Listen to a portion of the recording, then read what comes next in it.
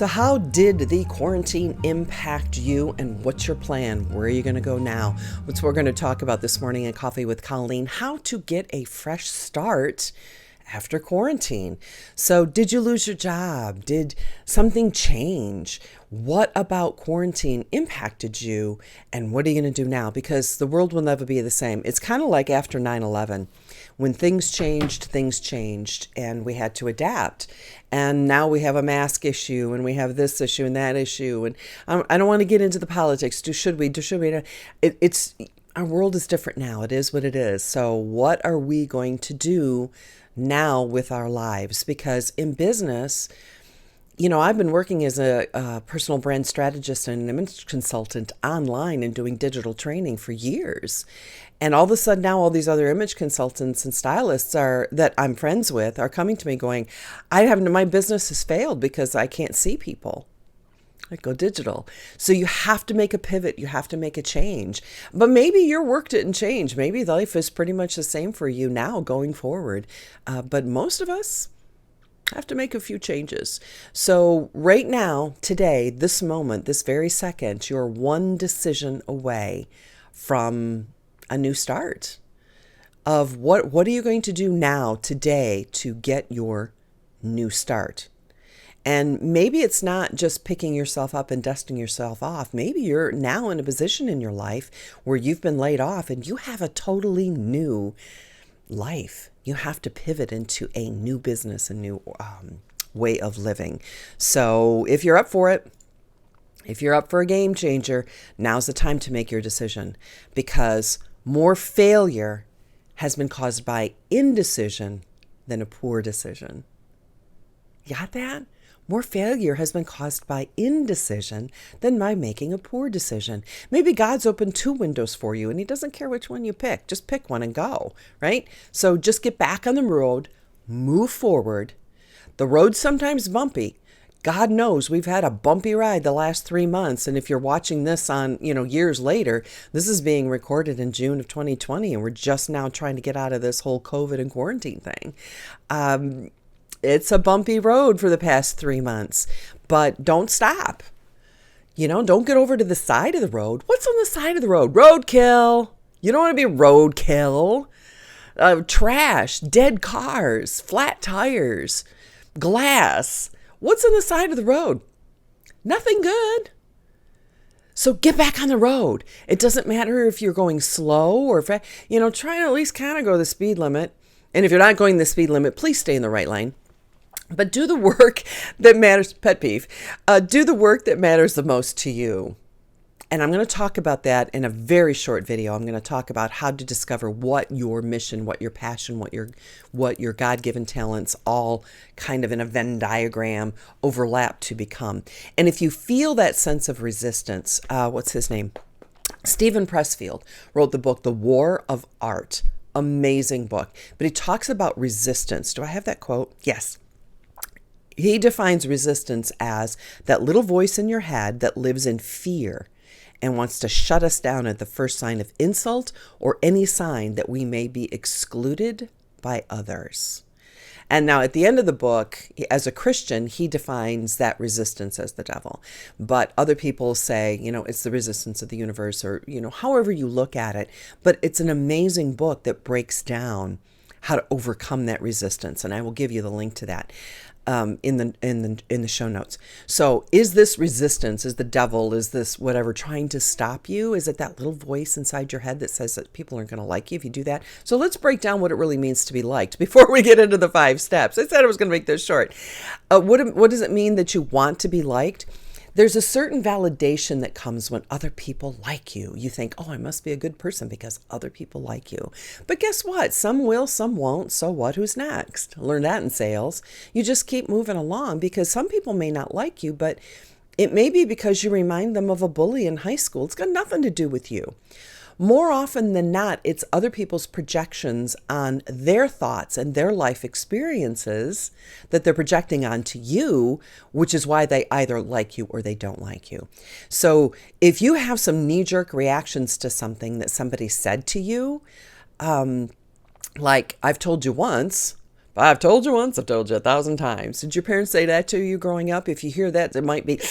And so if you hear somebody say that, and subconsciously you go, they're just trying to boss me around, because that's maybe something that your parents said. So other people's impressions of you are more about them and their life experiences than it is about you. So let's get into the 5 steps of how to get over this whole quarantine and give yourself a fresh start. Number 1, how fed up are you?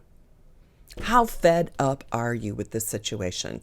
Now, are you living in fear, which is an energy that pulls you down? But you know what's amazing? Those are all the same hormones and things released in your body that gives you excitement, that helps you drive forward. So in your mind, you have to make that switch, flip that switch and make that fear excitement and turn it around. It's the exact same feeling. Right? But how fed up are you? Because think about the diet industry. There's always a new diet or something that's going to work or not. And it's at that moment when you look in the mirror and go, oh, that's it. No more. I do not like what I'm seeing. I am not healthy. I don't want to live like this anymore.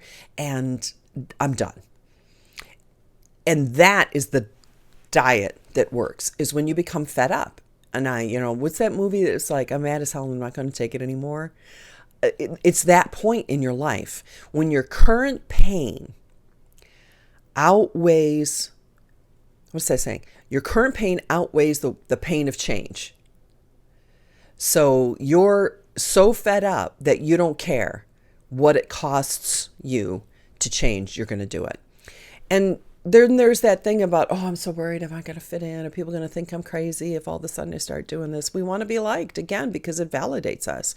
But you want to be the best of who you are and who God created you to be, and then become that best of you. And that's what I strive for every day. I'm trying to learn something new and to grow and become a better person. And life's not... You never get to the destination in life. Life's a journey, an exciting adventure. You never reach the end until you die. Number 2, what are you willing to give up? And again, it goes through that pain of change. What are you willing to give up? What things are near and dear to you? Those are going to be your bad habits. Just telling you right now that bad habits are things that make you comfortable and you don't want to change. So are you ready for the obstacles? Are you ready for that all or nothing? Are you ready to try new things? Because guess what? The status quo got you where you are right now. And if you continue to do the things that you're doing right now, you're going to stay where you're at. But trying something new is going to be a little bit uncomfortable. Are you ready? Are you that fed up that you're ready and willing to give up some things in your life to make these changes? It might be you have to take an overnight job. It might be you have to take an early morning job. It might be that you have to go back and work at Target. Or, I was talking to a friend of mine, a buddy of mine, and he was saying that he's trying to get into a new business, and he's sending out his resumes and trying to get hired because he just moved back up here to Fort Worth into his parents' place. They passed away and he inherited their home. And he's like, I said, yeah, well, sometimes you just have to take one of those dirt jobs just to get by until you can build up what you really want to do into a thriving business. And that brings us to number 3. What's your plan? You have to have a map. You have to have a plan of action.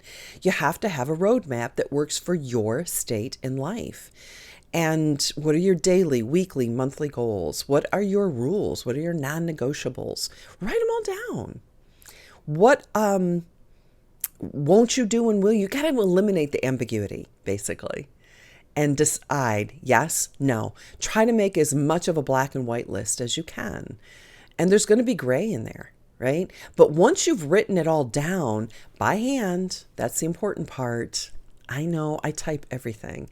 And so there's a difference between what goes on from your hand, the connection between your hand and your brain of writing things down. And make a plan, because you can't, if you go on vacation, you make a plan, you make your reservation, say this all the time, you make your reservations, you get your car, you get your flight, you rent your car, you book the hotel, you do everything you need to do, you make that plan. So more planning goes into a 1 or 2 week vacation that goes into your life? No. Make a plan. Who do you need to speak with? Who is the best person to help you? How can you barter with somebody else? Especially in this day and age, learn to barter. So, hey, I will give you, I'll help you here if you help me there. And I make amazing bartering situations with people all the time.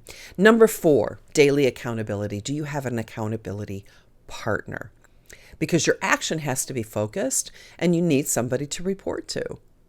That's the great thing about having a business manager. Tina helps me stay focused. And when I get overwhelmed, she always reminds me, overwhelmed means slow down and focus. See, I remembered, Tina. I do listen.